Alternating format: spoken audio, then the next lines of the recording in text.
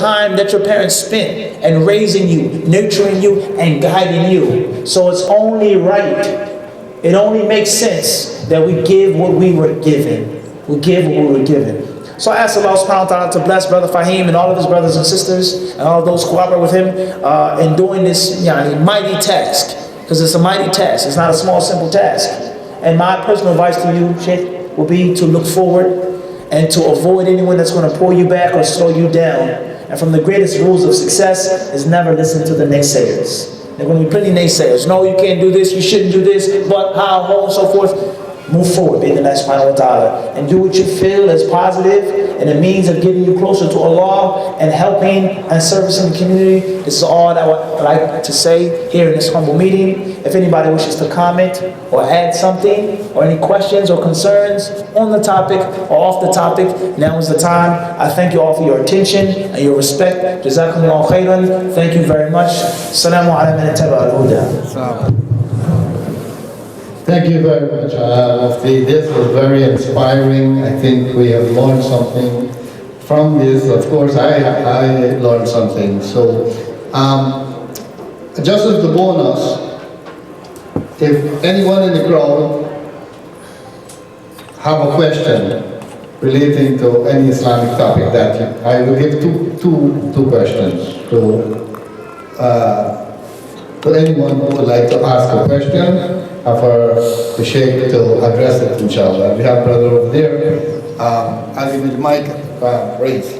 Take the mic over to the brother to ask a question, and then we'll answer the question, inshallah.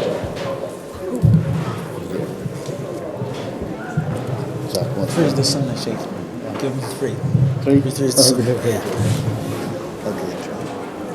Imam Sheikh, based upon Islamic theology, we know we have two venerables of Islam, the two revelations of the glorious Quran.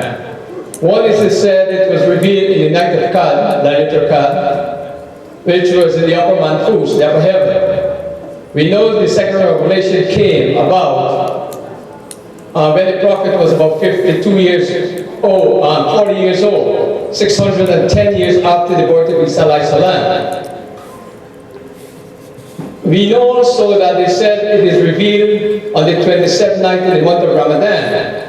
Based again on Islamic theology, Ramadan was not established until the second year after the Hijrah, which is when the Prophet was about 53 years old. Now, how it is said in the glorious Quran, and not how, but how do we know, which we have to believe in this book, there is no doubt, that they said the first revelation took place in the upper Manfus, and it took place in the night of Laylatul Qadr, which is the 27th night of Ramadan. Ramadan was not even established. It took generations and probably centuries before when that Quran was revealed in the upper Manfus. Can you further elaborate on that?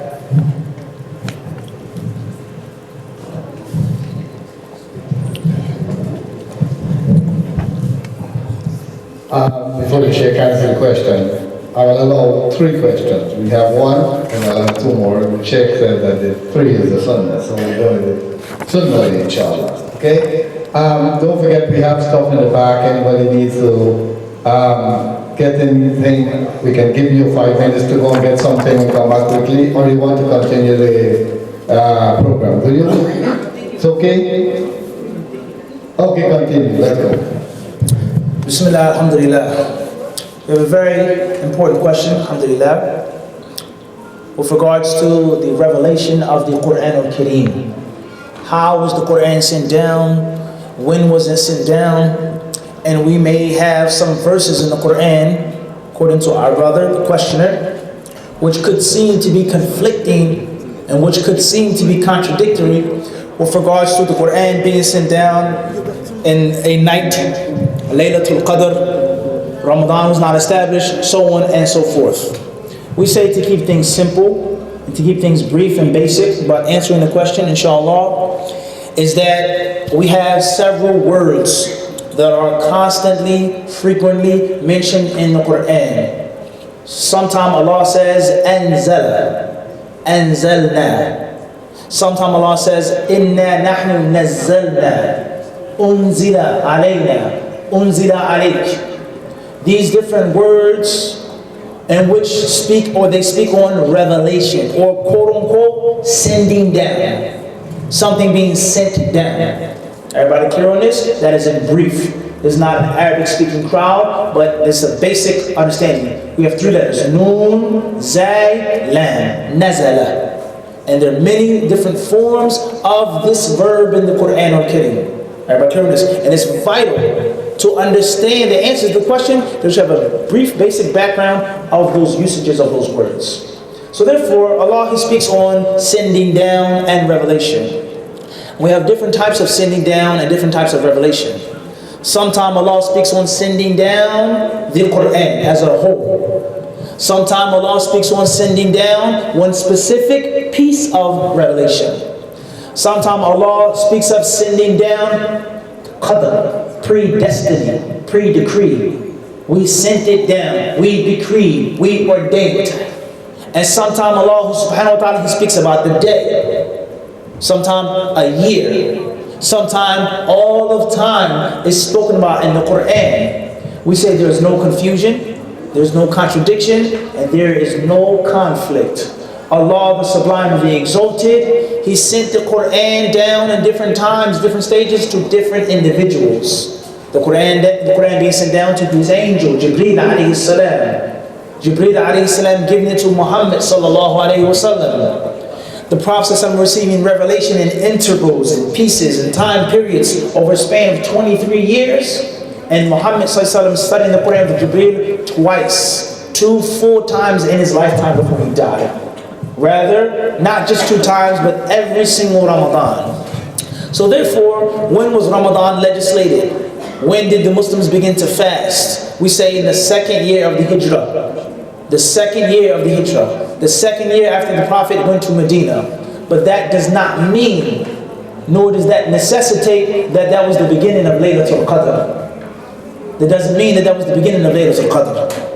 When Allah decreed things in one night and sent them down, whoever He sent those things down to, does not mean that's when Ramadan had to be established.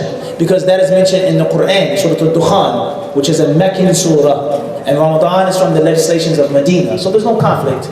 Allah subhanahu wa ta'ala, He sent pieces of the Quran down to different people, as we said before, in different times, in different stages. Revelation came down in over 23 years. But the Quran as a whole, that's firstly, is a different concept. Let alone, we say once again, we cannot be confused with regards to the pre-decree. And every verse in which sending down is spoken on does not mean it's talking about the Quran. But the verse in which Allah is talking about the qadr, what is going to happen. In other words, everything that's going to happen at the end of time is written down and decreed. And then that which happens in a year is sent down. A month, a day, كُلُّ يَوْمٍ هُوَ فِي شَأْنٍ. Allah says, every single day something is new taking place. So therefore there's no contradiction, there's no conflict.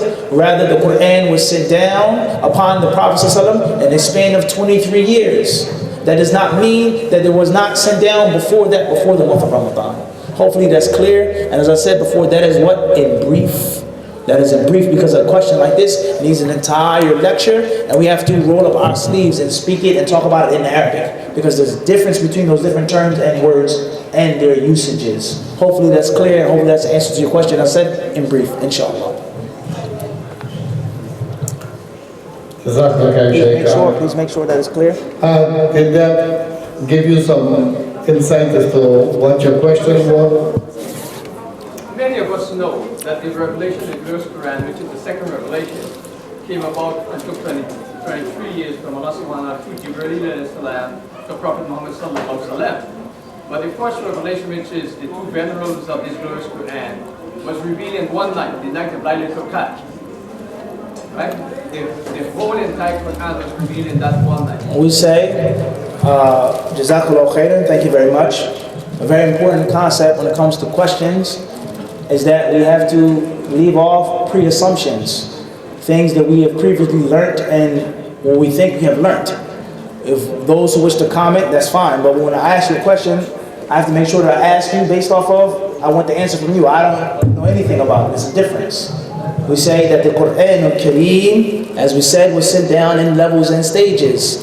And Allah says that we have sent it down in Laylatul Qadr. What does that mean? Is Allah speaking about the Quran, or is Allah speaking about the Qadr? If the Quran was sent down in Laylatul Qadr, does that mean that there was no Laylatul Qadr before Ramadan in this legislation? Doesn't mean that. When the Quran was sent down in Laylatul Qadr, does that mean that there was no Quranic revelation before that? It does not mean that. And Allah subhanahu wa ta'ala knows best. Hopefully that's clear, inshallah. May Allah bless you, Shaykh. Ameen. Okay, so we have 2 more questions to go as an incentive. So is anyone else open to question? Anyone else should ask a question? It doesn't matter. I mean, if something is not clear to you and you have the Sheikh here, very knowledgeable, it's something that, has been bothering you or you're not sure about, ask the question. The Sheikh will do his best to answer the question for you. Sure, good.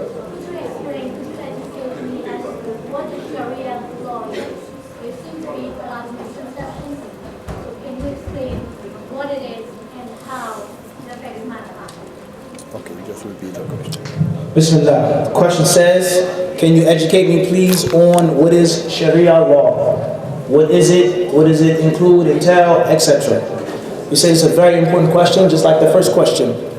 And it's a very pertinent question for our times. We say that the Sharia, in Arabic Sharia, the Sharia law, it comes from a basic word in Arabic, Shara. And the Shara or Shir'ah or Sharia is very important. Very important. It means something that is a big, broad path, a wide path. A path that's broad, wide, clear, and straight. That's what the word linguistically means, nothing to do with religion.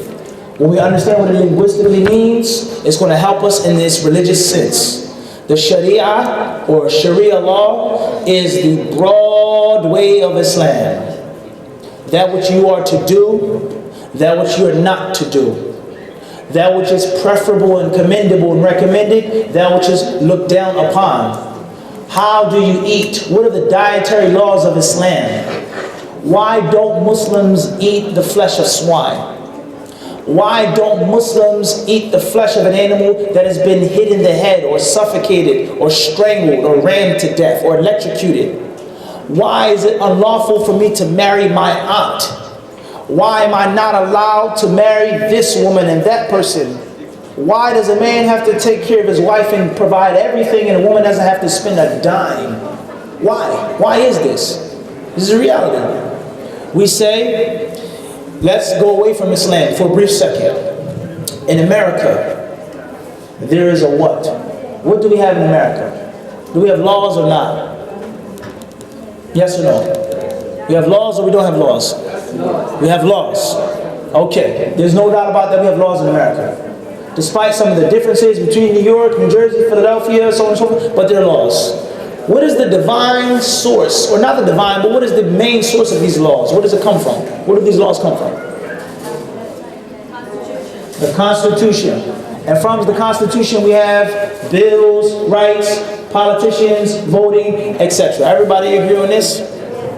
When you walk outside, somebody gets into a car accident, a bad car accident, or somebody gets robbed or shot or stabbed or something horrible happens, what is the first thing people do? What do they do? 911. What happens when 911 arrives? What do they do? Who comes on the set? Police. What do police do? Huh? What do policemen carry with them? If something is going wrong, someone is being harmed or endangered, the police officer has the full right and liberty to use force and violence to do what? What is he called? Law what? Enforcement. In other words, in America there is a Sharia. There is a legislature. There are do's and don'ts. Things that you are allowed to do, things that you are not allowed to do. And the policeman, or someone in the military, or anyone else of position, they have the right to enforce the laws that they what? Believe in. We believe in the Constitution. We believe in America and its forefathers that this is just and that's unjust. So if you break the laws, you are now to be punished. Despite the level of punishment, the type of punishment, but you have went against the law. You went against the American Sharia. Clear on this? So in America, and then you also have Islam. Islam, as I said before, is not just a faith. It's not just something in your heart. Islam is not just one day out the week. It is an entire lifestyle. There is a law, a way, and something to do, something not to do. Something that you must abide by. Who makes these laws? How do we know what's good and what's not bad? What I say, what I think, what the wise elderly people think, we say no. And this is the fork in the road between the example I gave you about America and between Islam.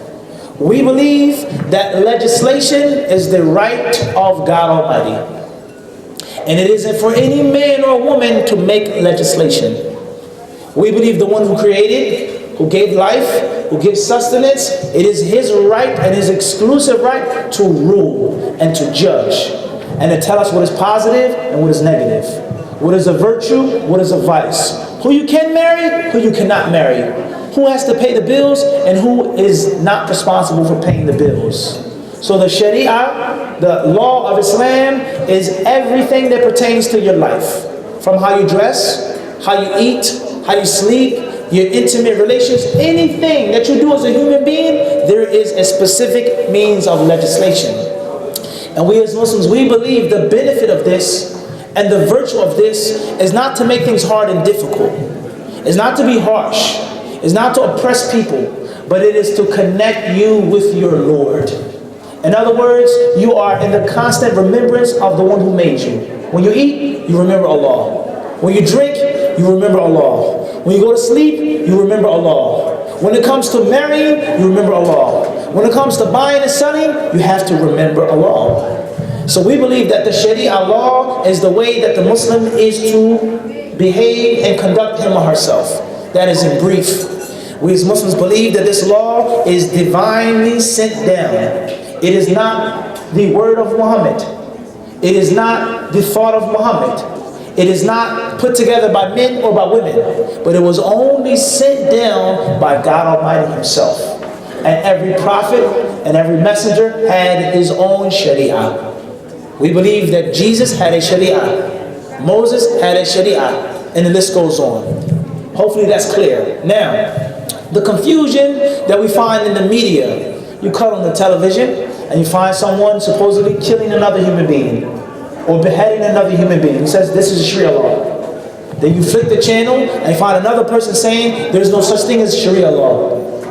You click another channel, you find a Muslim says, Muslims, we have no Sharia law. We follow the constitution of our country, the laws of the land, and you can flip 3 or 4 or 5 different channels. So much confusion. We believe that this confusion is not against Islam, but it is a proof that validates and solidifies Islam. Because our Prophet, he told us, he said in the prophecy, وَإِنَّهُ مَنْ يَعِشْ مِنْكُمْ فَسَيَرَى اخْتِلَافًا كَثِيرًا. He says, those who live long will see much differing. Those who live long will see the people fighting and differing. In other words, our Prophet told us there's going to be confusion. There's going to be ignorance. There's going to be chaos. There's going to be mayhem and havoc. And he gave us the solution. He gave us the solution and the way out of that confusion and of that chaos and of that mayhem. So in brief, we believe as Muslims is that Islam is a whole total way of life. And if you try to take a selection of that way of life and exclude it, you're going to fall into error. If you take Sharia law outside of the Islamic government as a whole, the Islamic state as a whole, you're going to make error. You can't just kill someone or beat someone or lock someone up and what you think or claim is Sharia law, but you live in a country in which there is a system of government. There's a system of politics. There's law enforcement. It is not for you or for me, for anyone to do this. Just like how it should be. It's not always like this, but someone from America is not to go to the Middle East or the Far East and force his hand on what system of politics those people should follow. That's incorrect for human beings to do that. We live in Guyana, not like how people live in America. It's different. It's a different system of government. You can't come and force one cultural practice of America and everything is different in Guyana. It just doesn't make sense. So therefore, we as Muslims in brief believe that the Sharia law is mandatory to be followed. It's mandatory to be embraced. However, we do not believe as Muslims that you have the will to harm and injure other human beings because they differ with your faith. It doesn't work like that. I cannot just kill someone and say, Bismillah, Allahu Akbar. I cannot just say, oh, your head is uncovered, so let me pull out a whip and beat you. Nah, that's not Sharia law. These people who disrespect Islam and give black eyes to Islam, they're from the most ignorant people of Islam. And the Sharia law is full of all mercy, all rahmah, and all kindness for every living creature, even in its criminal punishment. So this is in brief with regards to Sharia law. Anytime you get confused, you have to speak to people who specialize in Islam, and not to a reporter or a late night TV host, and so on and so forth. And Allah knows best. Hopefully that's clear, inshallah. Okay. Any other questions before we start? Yes? Go ahead.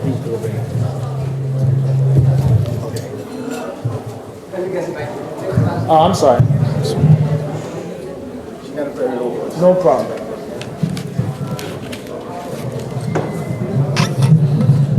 Assalamu alaikum wa rahmatullahi wa barakatuh. I'm hoping my question is simple, but it's regarding zakat. So I've asked others more learned in Islam, and I've read on various websites, and yet get different responses. Can you please clarify, knowing that Allah is merciful, what zakat needs to be paid on? For example, the obvious things which I think most of us know, but retirement plans, what type of assets, because we live in the United States, what if we have mortgages, how are those things affected? Shukran for your kind response.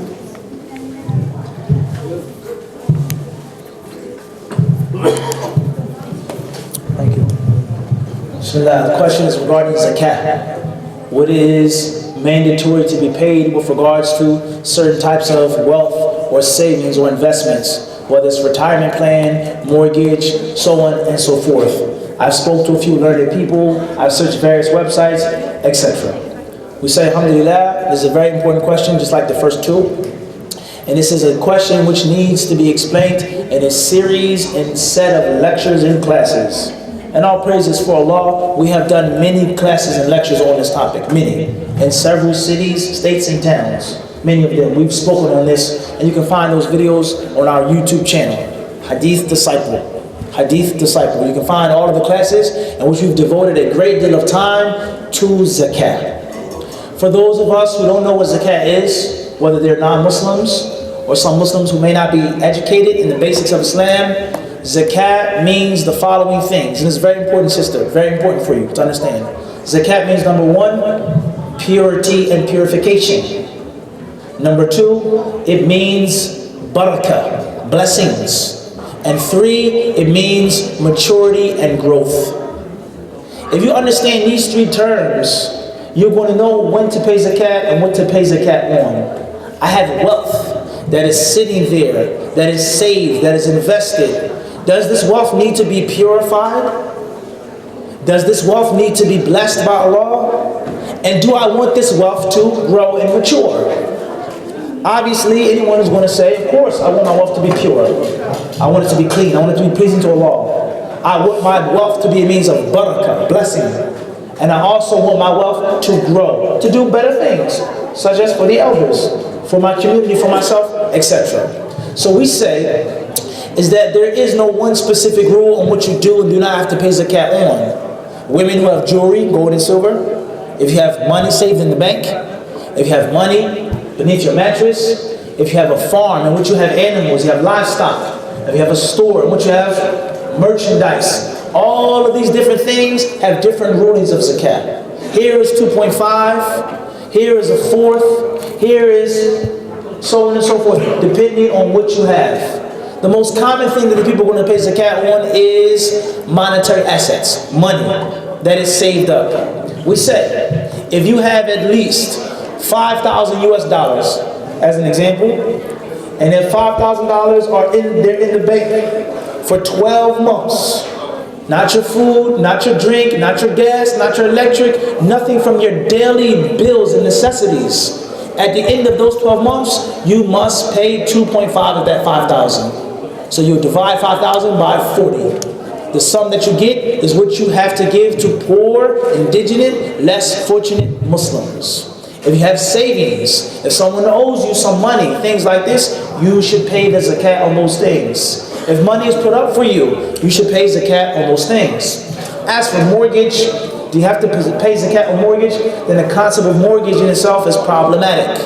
That's another topic. Is a Muslim allowed to pay mortgage? Is a Muslim allowed to rent a house or to buy a house, to put installments on a house in which there's interest? Is a Muslim allowed to rent to buy from someone who does not own the house? Someone who's paying himself? That's a lecture in itself. That is a lecture and a whole topic that we don't have the time to get into right now. That's a can of worms in itself. And it's very unfortunate that many Muslims, many of us, we don't live fully Islamic lives.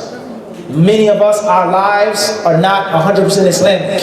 Unfortunately, I'm not speaking down to anyone, I'm pointing at myself firstly. May Allah help us in this situation. Our Islam, the Sharia, and everything, from the house that you buy, the house that you sleep in, how you enter your house, who you allow in your house, is all a part of our religion. So therefore, whenever you're in doubt, whenever you have a lump sum of money, whenever something is put up and saved and invested, you should pay the zakat on it. That way you free yourself from blame, you're free from yourself from any confusion or conflict, despite what the different scholars may say. And it's always best to be safe, to cover your ground. And if you honestly look at it, 2.5 is not a lot of money. Especially if you have a house. If you have this and you have that, it's not a lot of money. It's not going to hurt you, it's not going to destroy you, it's not going to bother you. So it's best to be safe, because not paying zakah is from the gravest sins in al-Islam. From the gravest sins in al-Islam. And we believe as Muslims, those who do not pay zakah, on the day of judgment, the gold and the silver that they hoarded, it will be melted. What do you have to do that? Do you know how hot the fire has to be to melt gold and to melt silver? And it will be poured upon your head, your flank, and your back. And it will be said to you, this is the money that you used to hoard. This is the money that you did not regard the poor, unfortunate people in. So not paying zakat is a major sin in Islam. If you have animals, if you have a farm, the Prophet says, camels, cows, bulls, sheep, and goat, and rams, they will trample you. They will stomp you. They will gorge you with their horns. And when all of those animals pass by, they will come back and do it again and again and again and again, until Allah shows you where you're going to go, paradise or hell. And this goes on, verse after verse, hadith after hadith, with regards to the severe threat of not paying zakat. So therefore, to keep things simple, learning the basics of zakah is crucial for every single Muslim. After you've learned the basics, and you thoroughly have studied them, when you have questions like this, you want to make sure you ask them. But ask the question, give the question to those who can give you the proper knowledge, and not someone who's lackadaisical and nonchalant. Oh, it's okay, it's not a problem, no, it's no big deal, la la la la la la. You want someone that is concerned about your well-being in the afterlife, and not someone who's just concerned about your house. Why spend extra money? You don't have to. You don't want that type of mufti. You want a mufti that is honest and is earnest regarding your well-being and your soul being safe in the hereafter. Allah subhanahu wa ta'ala surely knows best. Hopefully that did some justice to your question, inshallah.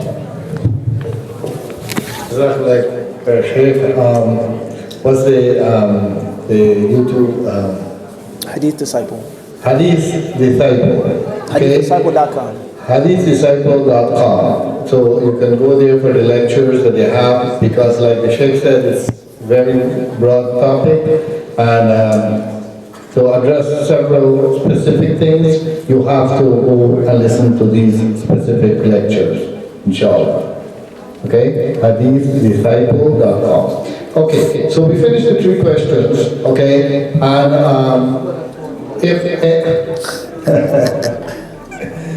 it's not this one. Sheikh will entertain the next question. No problem. Okay. If one more question, we'll do it quickly, because people get tired, they want to go to dinner. Let's do one, brother, please. Okay?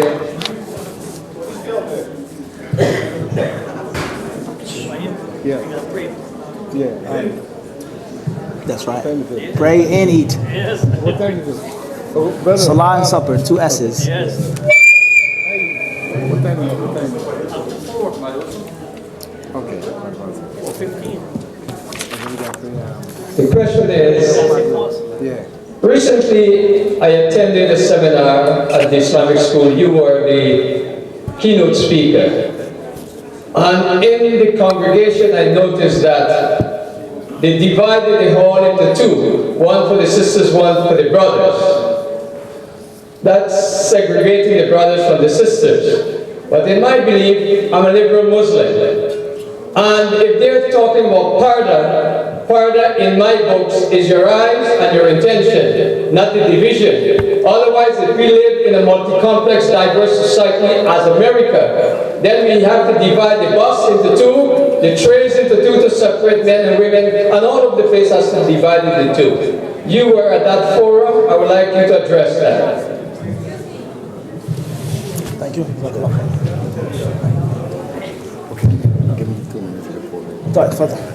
Brothers and sisters, with all due respect, so our same time is, we have to pray. So whoever wants to pray and they can make wudu in the bathroom, quickly we pray after, inshallah, because then we don't want Maghrib to come and catch us, inshallah. So whoever's going to pray, we'll do the salah right in the middle here. The place is very clean. We can pray right on the floor here, inshallah. Okay? Just no, not just right. The place is clean, it's properly kept, so we can do it right on the floor, inshallah. Okay? Sheikh, to answer your question, we'll clean everything. Bismillah, alhamdulillah, salatu wassalamu ala rasulillah. Amma ba'd.